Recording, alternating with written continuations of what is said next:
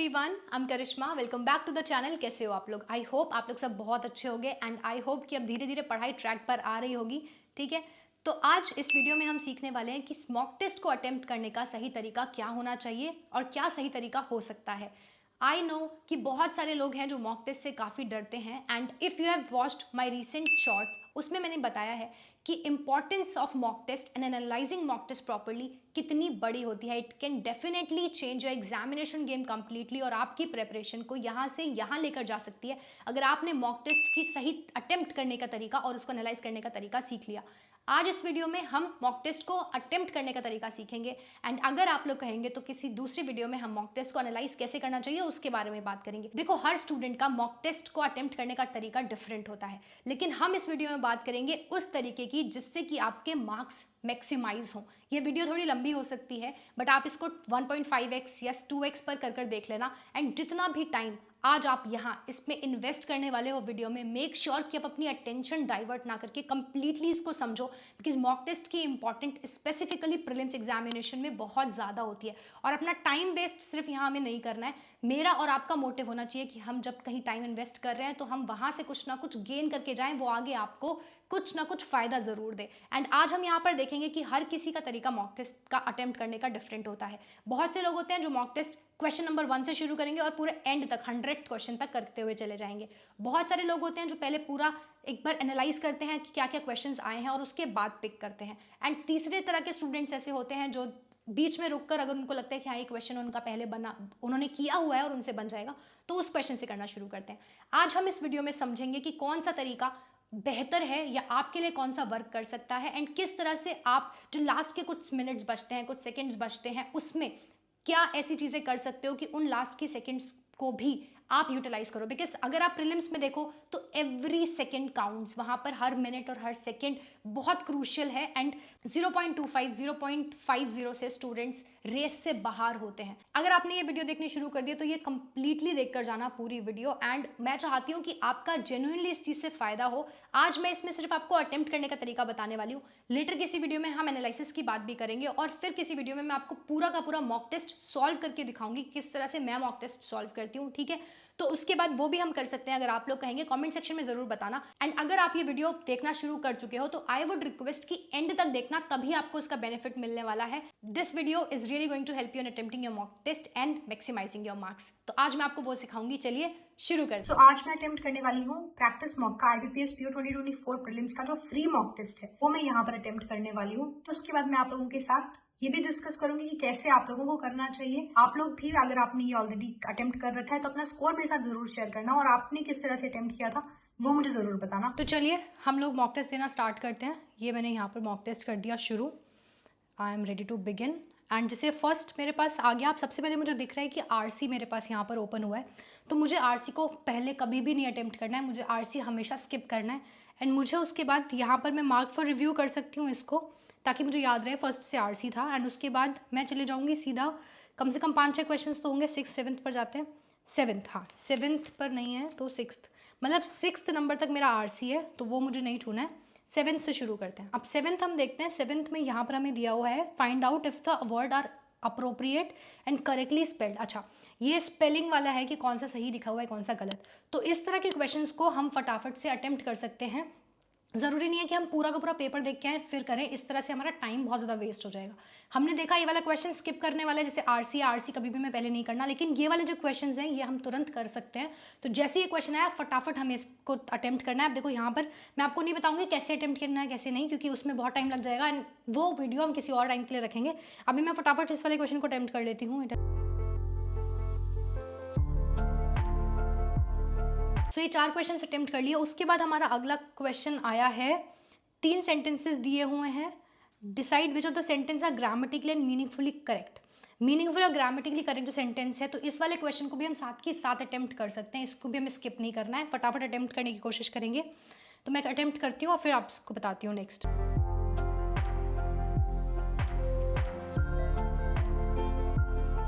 Now next question जो हमारे पास आया है वो है, हमें ये स्वैप वाला क्वेश्चन है। यहाँ पर हमें 4 वर्ड्स हैं जो हाईलाइटेड करके दे रखे हैं और इनको हमें स्वैप करना है और मीनिंगफुल सेंटेंस में क्रिएट करना है। ये वाले क्वेश्चंस भी हमें विदाउट स्किपिंग फटाफट शुरू करने।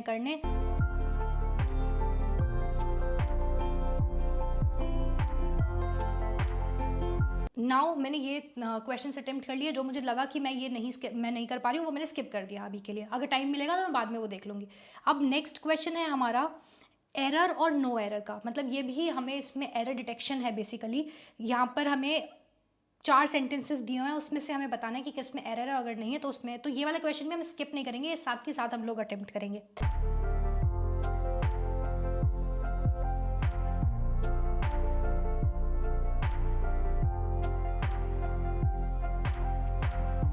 अब नेक्स्ट हमारे पास जो 20th क्वेश्चन है वो हमारे पास, यहाँ हमें 2 स्पेसेस दिए हुए हैं, क्लॉज टेस्ट टाइप है, यहाँ पर हमें फिल करने हैं उन दोनों में से जो बेस्ट होंगे वो यहाँ पर हमें फिल करना है कि क्या क्या यहाँ पर आ सकते हैं। तो ये ऐसे तरह के क्वेश्चंस भी हमें साथ के साथ देखते ही ये अटेम्प्ट करने होते हैं, ये हमें स्किप नहीं करना है। एंड अगेन जैसे मैं करती जा रही हूँ तो मैं साथ साथ कर रही हूँ। अगर आपको चाहिए होगा कि आप कैसे कर रहे थे इसको, तो आप बताओ, तो मैं इसका एक्सप्लेनेशन दे दूँगी। अदरवाइज दूसरा मॉक टेस्ट हम साथ में अटेम्प्ट कर लेंगे, जिसमें मैं आपको पूरा का पूरा बताऊँगी। वो पूरी 1 आवर की लॉन्ग वीडियो होगी जिसमें मैं आपको बताऊँगी कि मैं कैसे अटेम्प्ट करती हूँ और क्या मेरा तरीका होता है। अभी आप इस वीडियो में जो है सिर्फ ये सीख रहे हैं कि कैसे आपको कौन कौन से क्वेश्चन किस तरह से पिक करने हैं।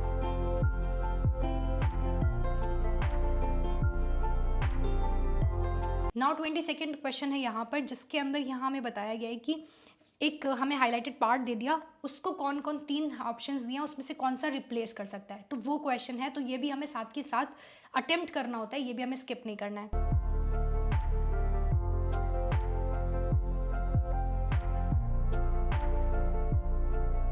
अब यहाँ पर 26th जो है ये है पैराजंबल।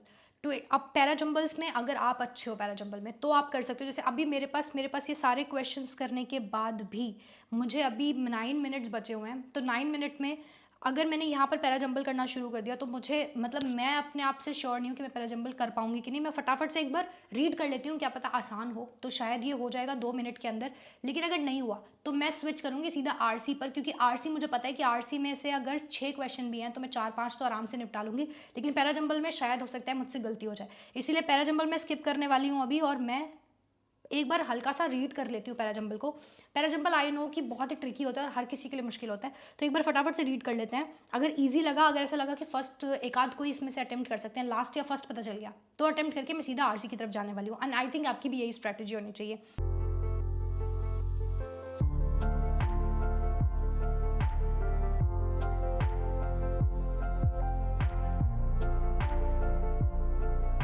टी के बाद ई आना चाहिए कि बी, इसमें मुझे कंफ्यूजन हो रही है, तो ये मैं अटेम्प्ट नहीं कर रही। ठीक है, मेरे को वो तो 3 चीज़ें मिल गई हैं और ये 100% इसी सीक्वेंस पे आने वाली हैं। तो फर्स्ट जो है वो मेरा डी है, मतलब सी वाला ऑप्शन में लगा दूंगी। सेकंड जो है वो मेरा ए है, ए का मतलब ई ऑप्शन में लगा दूंगी। एंड थर्ड वाला जो है वो मेरा सी है, मतलब ए वाला ऑप्शन में लगा दूंगी। तो ये 3 मैंने कर दिया। 4th और 5th मुझे पता नहीं चल रहा है, और अभी मेरे पास 6 मिनट है, तो फटाफट से सबसे पहले मैं पहुंचूंगी आरसी के ऊपर। और आरसी में से भी मैं, लास्ट क्वेश्चन मैंने देखा था कि यहाँ पर मेरे को मीनिंग पूछा है एक वर्ड का। सिनोनियम और एंटोनियम पूछते हैं, यहाँ पर सिनोनियम पूछा हुआ है विच इज़ सिमिलर, मतलब सिनोनियम मुझे बताना है। तो मैं इसमें चेक करूँगी कि कहाँ पर मिल सकता है। क्रॉप रेसिड्यूज, रेसिड्यू मतलब जो बच जाना। अब मुझे एग्जैक्टली नहीं पता रेमिनेंट्स का मीनिंग क्या होता है, लेकिन बाकी 4 नहीं है, तो मतलब ये जो है यही होगा। अब चलो इसको मैं आरसी को फटाफट से, आरसी क्या करना है, हमें स्किम करना होता है, बहुत जल्दी जल्दी रीड करना होता है। ये तब आता है जब आप बहुत ज़्यादा रीडिंग करते हो ना, तो आपको खुद से पता लगने लग जाता है कि हाँ इसमें कैसे करना होता है। अब मैं फटाफट से एक बार स्किम कर लेती हूँ इसको। अभी मेरे पास 5 मिनट बचे हैं, तो 5 मिनट में आई थिंक मैं ये आरसी कर सकती हूँ। एक बार क्वेश्चंस पढ़ रही हूँ ताकि मुझे, जब मैं वो ढूंढूंगी तो मुझे आंसर्स याद रहे कि हाँ मुझे ये वाला आंसर यहाँ से लगाना है। ठीक है, इसमें से मुझे कोई आंसर डायरेक्टली नहीं मिल रहा, तो मुझे पैसेज पढ़ना ही पड़ेगा, तो मैं पैसेज पढ़ लेती हूँ।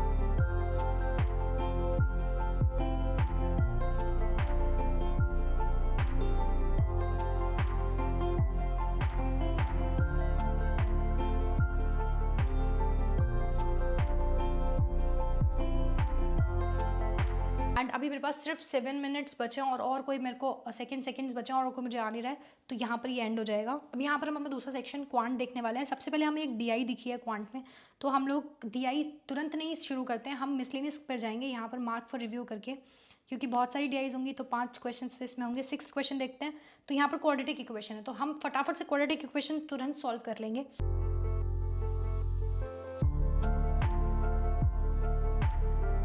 ये सारे ट्रिक्स जो है ना ये आपको पता होने चाहिए कि जब प्लस माइनस का साइन होता है तो कौन से रूट्स का साइन आता है, ये सारे रूट्स आपको पता होने चाहिए। और ये अगर आपको नहीं पता है तो मैं किसी शॉर्ट वीडियो में या किसी वीडियो में आपको बता दूंगी, अदरवाइज आप यूट्यूब पर सर्च कर सकते हो। ये चीज़ें अगर आपको पता है तो आपका क्वेश्चन बहुत ईजिली हो जाता है। जैसे मैंने कितने सालों पहले प्रैक्टिस करी है, 1-2 साल हो गए शायद, तब मैंने ये चीज़ें पढ़ी थी, पर लेकिन इतने अच्छे से ये सब चीज़ें पढ़ी थी ना कि अब तक मुझे ये सब चीज़ें याद है।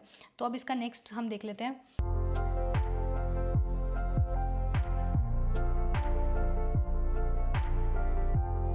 तो maths is all about practice. तुम जितनी प्रैक्टिस में रहोगे ना उतना ही तुम्हारा अच्छा जाएगा। यहाँ पर अभी क्योंकि मेरी प्रैक्टिस थोड़ी कम है मैथमेटिक्स की, इसीलिए मेरा जो क्वेश्चंस प्रैक्टिस करना है और जो क्वेश्चन सॉल्व करने में मुझे काफ़ी टाइम लग रहा है।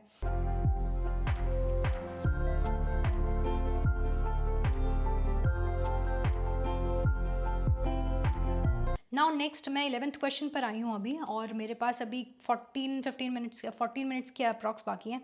11th क्वेश्चन में यहाँ पर मुझे एक और DI दिखी है, बट ये थोड़ी सी मुझे लेंदी DI नज़र आ रही है, तो मैं इसको मार्क फॉर रिव्यू करके अभी थोड़ी देर के लिए आगे बढ़ जाती हूँ। अभी पहले मिसलेनियस निपटा लो, जब मिसलेनियस क्वेश्चंस निपट जाएंगे ना तब उसके बाद आप कोशिश करना कि आप फिर DI के ऊपर आते हो। और जैसे मुझे फर्स्ट वाली DI थोड़ी सिंपल लगी है तो मैं पहले फर्स्ट वाली करूँगी, बाद में दूसरी वाली DI करूँगी। तो इस तरह से आप लोगों को देखना होता है कि कौन सा क्वेश्चन हमें करने से ज़्यादा टाइम मिल जाएगा, ठीक है। अब नेक्स्ट, अच्छा ये अब अगर आप लकी हो तो आपको नॉर्मल सी सिंपल या तो सिंप्लीफिकेशन मिल जाएगा या फिर आपको लाइन नंबर सीरीज़ मिल जाएगी, जो कि नॉर्मल वाली नंबर सीरीज़ होगी, मिसिंग नंबर। बट यहाँ पर मुझे रॉन्ग नंबर सीरीज़ मिली है, तो अब मैं पहले रॉन्ग नंबर सीरीज़ सॉल्व करती हूँ क्योंकि ये थोड़ा जल्दी हो जाएगी शायद। और अगर ये नहीं होगी, मैं बहुत ज़्यादा टाइम नहीं लगाऊंगी इसमें, अगर हो गई तो ठीक है, अदरवाइज़ मैं वो जो 2 DI हैं वो सॉल्व करने की कोशिश करूँगी, ठीक है।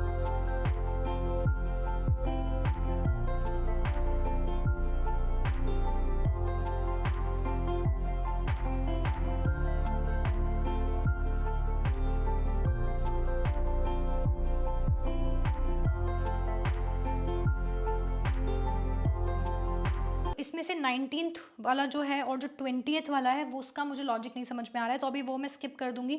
बाकी मैंने आगे के जो कितने क्वेश्चंस हैं, यहाँ पर मेरे पास एक केसलेट DI है, तो केसलेट का भी मैं स्किप करूँगी, केसलेट बनाना, क्योंकि उसमें पहले मुझे डेटा बहुत सारा कलेक्ट करना पड़ेगा, पहले पूरा डेटा निकालने के बाद ही क्वेश्चंस कर सकती हूँ। यहाँ पर मैं अरिथमेटिक देख सकती हूँ कि मैं कौन कौन से क्वेश्चंस कर लूँगी, लेकिन अरिथमेटिक मैं अभी नहीं अटेम्प्ट करूँगी। अरिथमेटिक मैं बाद में अटेम्प्ट करूँगी जब मेरी DIs हो जाएंगी, क्योंकि DI के बाद जब हमें 1-2 मिनट बचते हैं ना, जो मैं आपको बोल रही थी ना मैक्सिमाइज कैसे करना है, तो जब आपने DI करी, अब लास्ट में आपके पास 1 या 2 मिनट बचे, उसमें आप और कुछ भी नहीं कर सकते, उसमें आप 1 या 2 अपने जो अरिथमेटिक हैं वो सॉल्व कर सकते हैं। तो मैं देख लेती हूँ कौन कौन सा अरिथमेटिक करने लायक है। ये मैं ये वाला कर सकती हूँ, तो मैं इसको मार्क फॉर रिव्यू कर लेती हूँ क्योंकि मेरे को टाइम एंड डिस्टेंस आता है, टाइम एंड वर्क मुझे आता है भी, जो इन्वेस्टमेंट वाला भी मैं कर सकती हूँ, ये भी मुझे आता है। And next profit and loss भी मैं कर सकती हूँ, और एज वाला क्वेश्चन तो मैं सबसे पहले एज वाला करूँगी मैं, ठीक है। तो मैंने देख लिया, और 34 इतना। चलो अब मैं अपनी फर्स्ट वाली जो DI है ना मैं उस पर आ जाती हूँ फटाफट। फर्स्ट DI मैं सॉल्व कर लूँगी।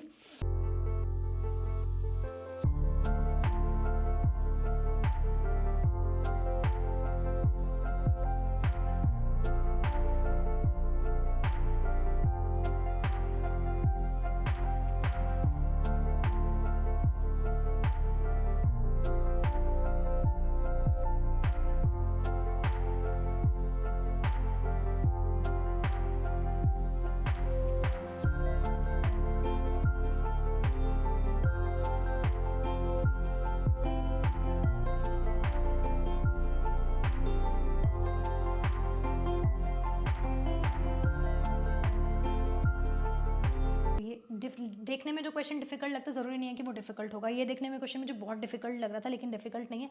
अब मेरे पास 1.5 मिनट के करीब बचा हुआ है, तो मेरी दूसरी DI तो नहीं हो पाएगी, इसलिए मैं क्या करूँगी, मैं स्विच करूँगी यहाँ पर अपने जो मैंने क्वेश्चंस देख रखे थे ना टाइम एंड वर्क वाले, और ये टाइम एंड वर्क वाला क्वेश्चन है मेरे पास, profit and loss and rate, ये एज वाला है। तो मैं पहले कोशिश करूँगी कि मैं एज वाला क्वेश्चन कर लूँ, क्योंकि मुझे लगता है कि एज वाला क्वेश्चन मैं ज़्यादा ईजिली कर सकती हूँ। तो पहले मैं एज वाला क्वेश्चन कर लेती हूँ।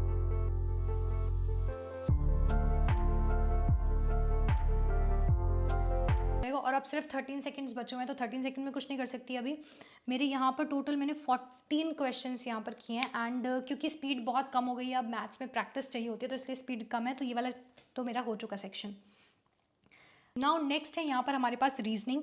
अब रीजनिंग में जो है हम देख रहे हैं सबसे पहले यहाँ पर हमें पजल दिखाई दी है, तो तुरंत हमें पजल नहीं करनी, क्योंकि बहुत बार ऐसा हो सकता है कि वो पजल चाहे हमारी बहुत स्ट्रेंथ हो सकती है, लेकिन फिर भी पजल सबसे पहले करने से अगर आप अटक गए तो आपका पूरा का पूरा सेक्शन खराब हो सकता है। तो मैं इसे मार्क फॉर रिव्यू कर लूँगी, क्योंकि ये डुएबल पजल मुझे दिख रही है। ये स्ट्रेट लाइन पजल है जिसमें नॉर्थ एंड साउथ लोग देख रहे हैं, लेकिन नॉर्थ वाले लोग ज़्यादा हैं जो साउथ से देख रहे हैं, तो इसको मैं स्टार्ट नहीं करूँगी। मैं फटाफट से यहाँ पर 5वां क्वेश्चन तो हो गई, छठे 6th क्वेश्चन पर मुझे दिख रहा है यहाँ पर कि वेट और हाइट वाला है। तो एक बार फटाफट मैं रीजनिंग में ये करती हूँ कि मैं जल्दी से एक बार सारा पेपर देख लेती हूँ। तो यहाँ पर मुझे ये नज़र आ रहा है, 3 क्वेश्चन इसके हैं। फिर मुझे पजल दिख रही है 3, 9, 16 और मंथ्स दे रखे हैं। ये वाली जो है ये मेरी पर्सनली फेवरेट है और मैं इसमें हमेशा अच्छा करती हूँ, तो मैं ये वाली पजल तो ज़रूर करने वाली हूँ। तो मार्क फॉर रिव्यू कर लिया एंड आगे बढ़ते गए। अब आगे इनइक्वालिटी मुझे नज़र आ गई और जैसे ही मुझे इनइक्वालिटी नज़र आएगी मैं तुरंत इसको करने वाली हूँ, आगे मैं नहीं बढ़ूंगी। मैंने फटाफट से यहाँ पर देखना है।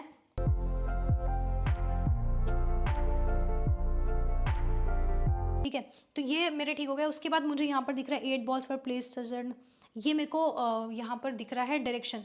तो डायरेक्शन वाला भी इजी सा क्वेश्चन लग रहा है, तो डायरेक्शन भी मैं फटाफट साथ के साथ कर सकती हूँ।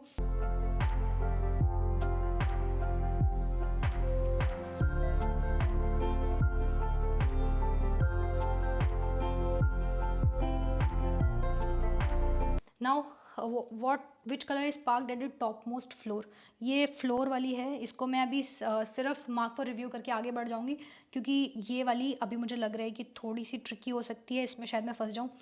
ये जैसे ये वाले क्वेश्चंस है ना जो फ्यूडलिज्म लिखा हुआ है, इस तरह के जो भी होते हैं, इनको हमें लास्ट में करना है जब हमारे पास कुछ सेकंड्स बचते हैं और उस टाइम ना तो हम कोई पजल सॉल्व कर सकते हैं। तो इन वाले क्वेश्चंस को मार्क फॉर रिव्यू कर लो। अब जैसे मुझे एक यहाँ पे सिलोजिज्म दिख गया, सिलोजिज्म में साथ के साथ सॉल्व करने वाली हूँ, सिलोजिज्म में मैं रुकने नहीं वाली हूँ। ठीक है,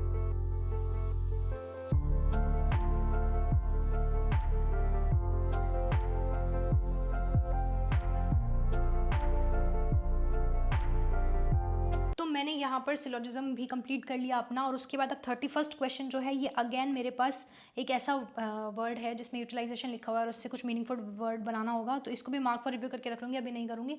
इसके बाद मेरे को दिखती है एक पजल, ये बॉक्स पजल है और ये मुझे लगता है कि ये मैं बना सकती हूँ, तो इसी वजह से मैं ये इस वाली पज़ल पे जाना चाहूँगी मैं, क्योंकि अगर मैंने ये पज़ल बना ली सिर्फ 32 से लेके फिर मतलब 4 क्वेश्चंस की पज़ल है और ये फ्लोर बेस्ड पज़ल अगर इस तरह की पज़ल्स है तो मुझे लगता है कि ये वाली मेरे को जल्दी हो जाती है। तो आपको अपनी स्ट्रेंथ्स पहचाननी पड़ेगी कि आपकी पज़ल्स के अंदर स्ट्रेंथ क्या है। तो आपने अभी जैसे जैसे ये वाली पज़ल है 6 बॉक्सेस वाली है, मुझे लगता है कि बहुत आसानी से हो जाएगी, ईजी पज़ल है, तो मैं सबसे पहले इसको करूँगी।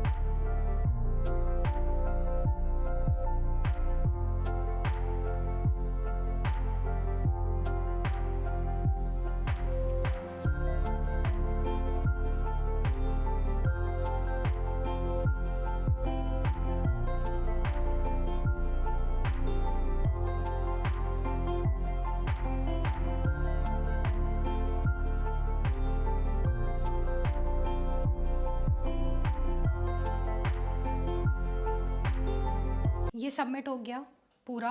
अब मैं आपको दिखा देती हूँ कि क्या क्या आया है मेरा। इंग्लिश में मेरे जो गलत हैं वो 2 गलत हुए हैं।